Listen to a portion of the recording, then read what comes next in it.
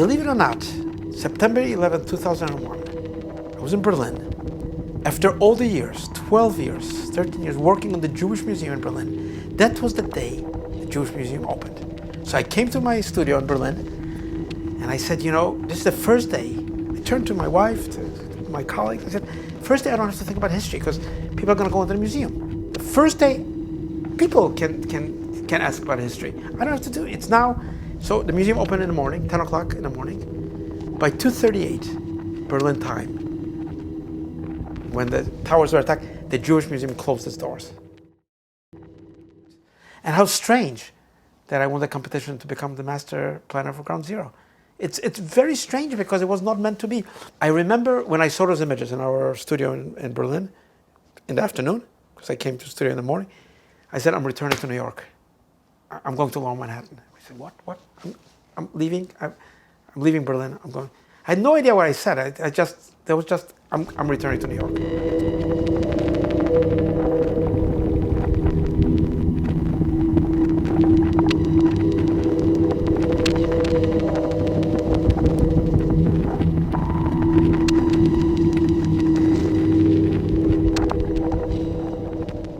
Some years later, when they decided to have the competition, I was called by the head of the Lower Manhattan Development Corporation, said, Mr. Libeskind, how would you like to be a juror for the competition? And I said, oh my God, this is the most fantastic thing, to be able to be a juror on this incredibly important competition.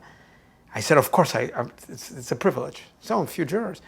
And then I discovered subsequently I had a very big conflict. I had a big event that was promised for some years in Toronto, and I called and I said, can we change the hour of the jury meeting? Because there's no way I can make it because I've been committed. And they said, no, we can't even change the hour. You got to be at this hour or you cannot be on the jury. And I was so crestfallen. And then the voice on the other side said, well, if you're not on the jury, maybe you can participate in the competition. And that's when I first got the idea, oh my God, I can do the competition. I'll participate in the competition. That's how it happened.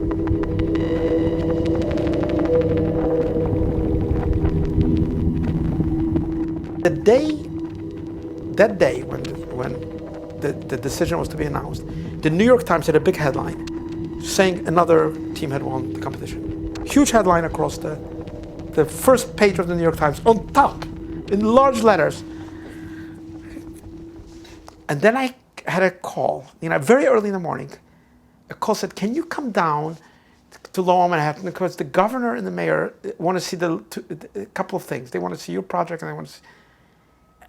The headline was already, they won. So I said, what the hell am I going down to, to go? It was too early even to call anybody from the team. I unrolled a few drawings, put them on the wall. The second team was going by and they went like this. How does it feel to be a loser? And I said nothing. And 20 minutes later, the governor and mayor came out. I had unrolled the drawings. They said, what's the project about? I said, 5 minutes. I said, thanks. Went back to our hotel, because we had living in Berlin at that time. Packing, going back to Berlin. We've obviously lost the competition. It's been announced. It's all the press. At about, 5:30 in the evening, a call comes. My wife picks it up and says, it's for you. Lower Manhattan Development Corporation. I said, what for? Mr. Libeskind, you won the competition.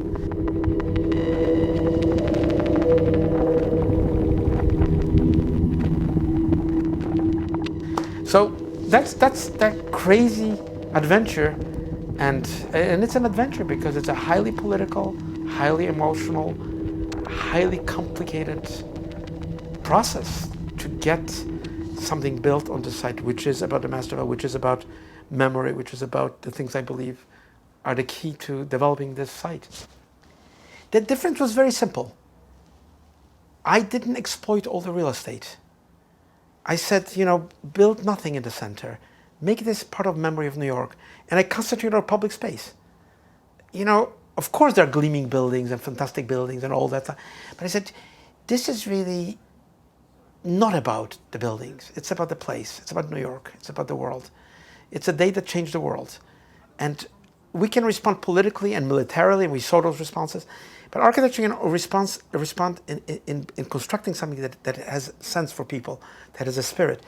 And so my idea was to use that, first of all, not to build mega towers, to try to make as many smaller buildings as possible. So I distributed 10 million square feet of density into 4 buildings, not into 1 or 2. Most of them were mega structures by great architects, beautiful. But I thought, make the buildings lower so that the streets have a better sense of New York, buildings are safer, and then create public network connected back to Tribeca, to Chinatown, Battery Park, Wall Street.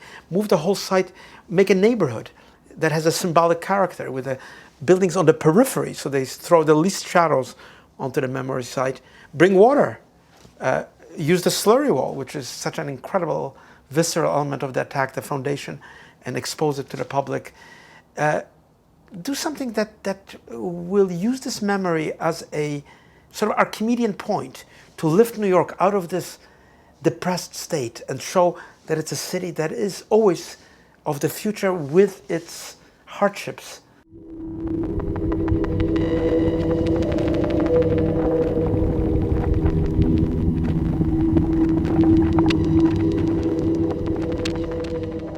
Well, I won the competition. That's the easy part of any project, making the project happen.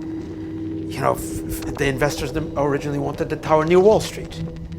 They wanted 2 towers only and not 4 towers. You know, I mean, the Port Authority had completely different ideas of what to do.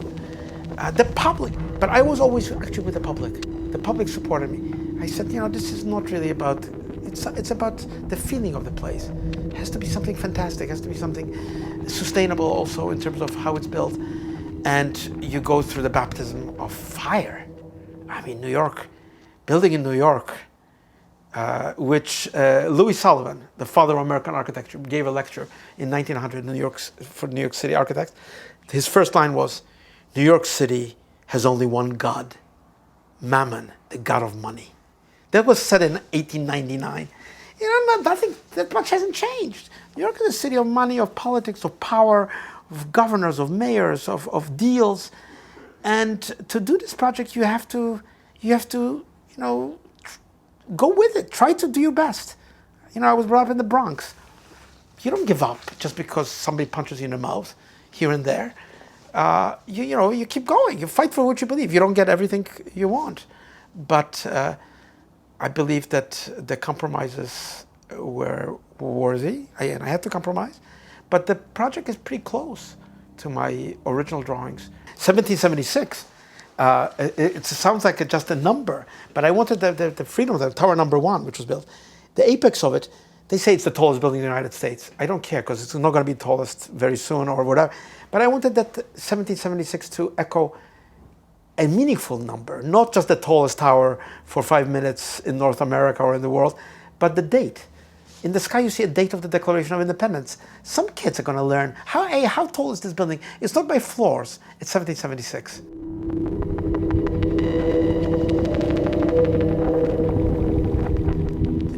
By the way, I had this experience, and I have to recount it to you. When the memorial opened, September 11th, a couple of years ago, I was invited, and I wasn't even going to go. The president was here, all the dignitaries. It was for the people, for the families. But I said, I'm going to walk just one. And I have to tell you, it was the most moving thing. People stopped me because they know me. They know my face.